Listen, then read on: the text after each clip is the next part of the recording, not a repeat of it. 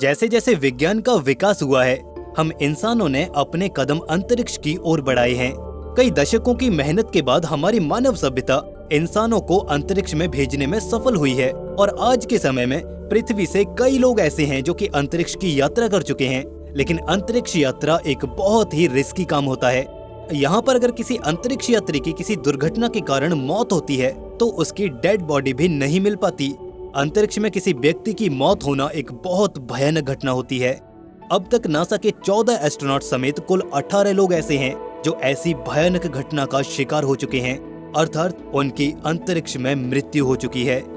ये तो आपने बहुत बार साइंस फिक्शन मूवीज में लोगों को स्पेस ट्रैवल के दौरान मरते हुए देखा होगा, लेकिन साइंस फिक्शन मूवीज में दिखाई गई घटनाएं हमेशा सच नहीं होती। साइंस फिक्शन मूवीज में अंतरिक्ष में हुई मौतों को कई बार ज्यादा ही नाटकीय रूप दे दिया जाता है, लेकिन सच्चाई इतनी ज्यादा नाटकीय नहीं होती। अगर कोई अंतरिक्ष यात्री अपने स्पेसशिप या फिर अपने स्पेस स्टेशन से अलग होकर अंतरिक्ष में कहीं भटक जाता है तो उसकी मौत लगभग तय हो जाती है और उसे बचाना लगभग नामुमकिन हो जाता है। ये तो आप जानते ही होंगे कि बिना स्पेस सूट के स्पेस के संपर्क में रहना हमारे इंसानी शरीर के लिए बिल्कुल भी अच्छा नहीं होता है। ऐसे में 15 सेकंड के अंदर ही उस इंसान का होश खो जाता है और लगभग 1 मिनट के अंदर ही उस व्यक्ति की मौत हो जाती है और यह मौत काफी ज्यादा दर्दनाक होती है और भयानक भी। लेकिन अगर उस व्यक्ति ने स्पेस सूट पहना भी हुआ है और उसके स्पेस सूट में कोई गड़बड़ भी नहीं है और अगर ऐसी सिचुएशन में अगर वह व्यक्ति अंतरिक्ष में खो गया है तो वो कुछ घंटों तक तो आराम से जिंदा रह सकता है, लेकिन ये कुछ घंटे उसके लिए इतने आसान नहीं होने वाले।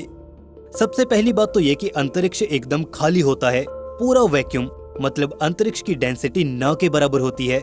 आप ये कह सकते हैं कि वैक्यूम में ना तो हवा होती है और ना ही मैटर। इस वजह से साउंड भी स्पेस में ट्रेवल नहीं कर सकती। मतलब कि आप जब अंतरिक्ष में खो गए होंगे तो आप हेल्प के लिए चिल्ला भी नहीं सकते, क्योंकि ना तो आपकी आवाज कोई सुन सकता है और ना ही आप किसी की आवाज को सुन सकते हैं। और सबसे बड़ी बात तो ये है कि अंतरिक्ष में बहुत ही घातक रेडिएशन होता है और आप कभी भी इस रेडिएशन का शिकार बन सकते हैं। लेकिन यह निर्भर करता है कि आप कहाँ पर हैं। अगर आप सूरज जैसे किसी ऊर्जा स्रोत के पास हैं तो आप तुरंत ही उसके घातक रेडिएशन के प्रभाव में आ जाएंगे। लेकिन अगर आप किसी ग्रह या किसी और सेलेस्टियल ऑब्जेक्ट की शैडो में हैं तो ऐसे में आप बहुत ही तेज ठंड का शिकार हो जाएंगे। अंतरिक्ष में बहुत सारे उल्कापिंड भी घूमते रहते हैं और ऐसा भी हो सकता है कि कोई उल्का या फिर कोई छोटा मोटा ऑब्जेक्ट आपसे आकर टकरा जाए और आपको हानि पहुंचा दे, और या फिर ये आपके स्पेस सूट को डैमेज कर दे। ऐसे में खतरा हमेशा आपके आसपास मंडराता रहेगा। स्पेस एक ऐसी जगह है जहां आप कभी सुरक्षित महसूस कर ही नहीं सकते। इतना तो आप समझ ही गए होंगे कि अंतरिक्ष में खो जाने पर किसी व्यक्ति की मृत्यु लगभग निश्चित होती है। स्पेस में मरने के बाद उसकी बॉडी अंतरिक्ष में घूमने वाला एक ऑब्जेक्ट सा बनकर रह जाती है। वो स्पेस में सैकड़ों सालों तक यूं ही घूमती रहेगी और अंत में सूर्य से जाकर टकरा जाएगी।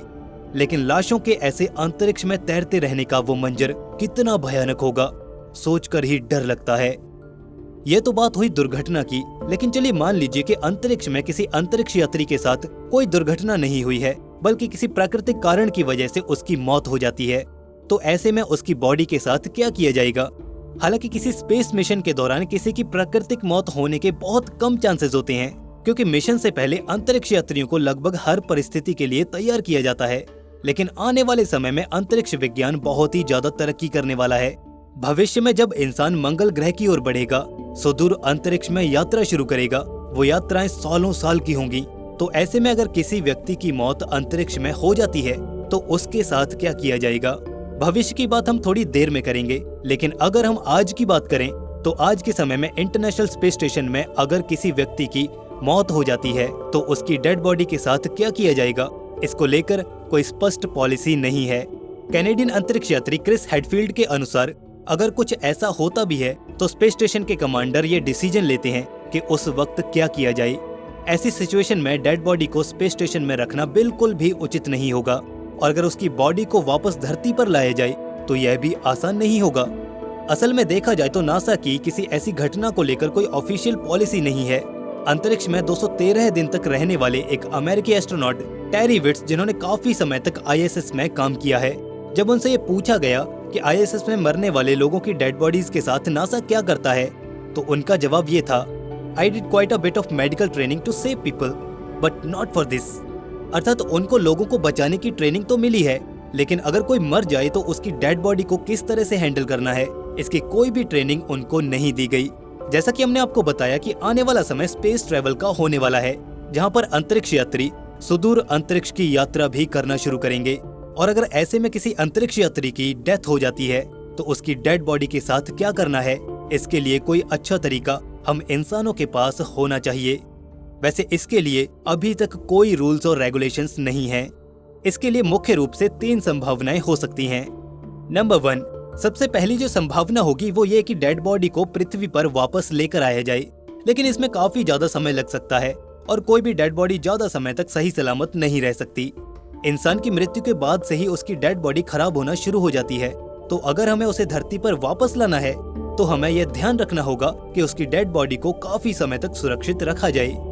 नंबर 2, दूसरी संभावना हो सकती है कि अंतरिक्ष में ही उस डेड बॉडी का अंतिम संस्कार कर दिया जाए। अब यह अंतिम संस्कार किसी धर्म की प्रथा के जैसा नहीं होगा, बल्कि इससे काफी ज्यादा अजीब होगा। जी हाँ, 2005 में एक स्वीडिश कंपनी प्रोमेसा द्वारा की गई एक स्टडी में एक ऐसे सिस्टम की कल्पना की गई है जो कि किसी एस्ट्रोनॉट की बॉडी को फ्रीज ड्राइज कर देगा और बाद में उस जमी हुई लाश को बर्फीले मांस के लाखों टुकड़ों में बदल देगा। अब यह काम थोड़ा अजीब तो लगता है, लेकिन वास्तव में ये क्रूर भी है।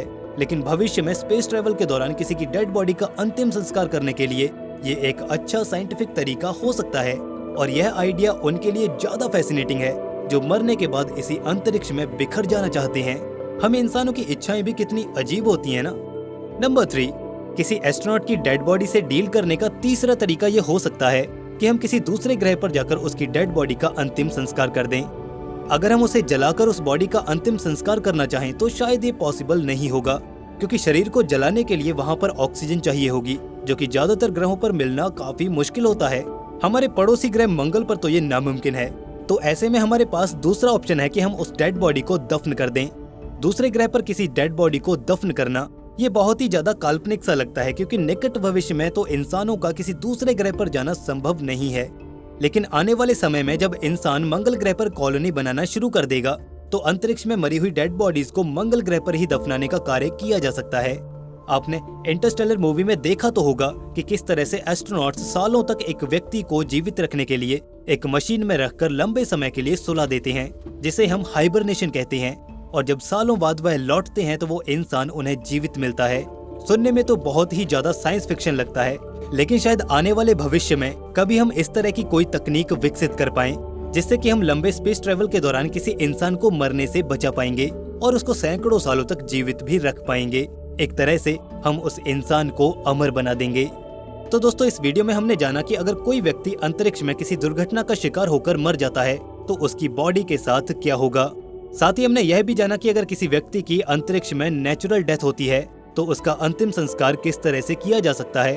अगर आपको यह वीडियो पसंद आई तो इसे लाइक और दोस्तों में शेयर करना बिल्कुल भी ना भूलें। दोस्तों, ऐसी ही और वीडियोस के लिए चैनल को सब्सक्राइब करके बेल नोटिफिकेशन ऑन जरूर कर लें।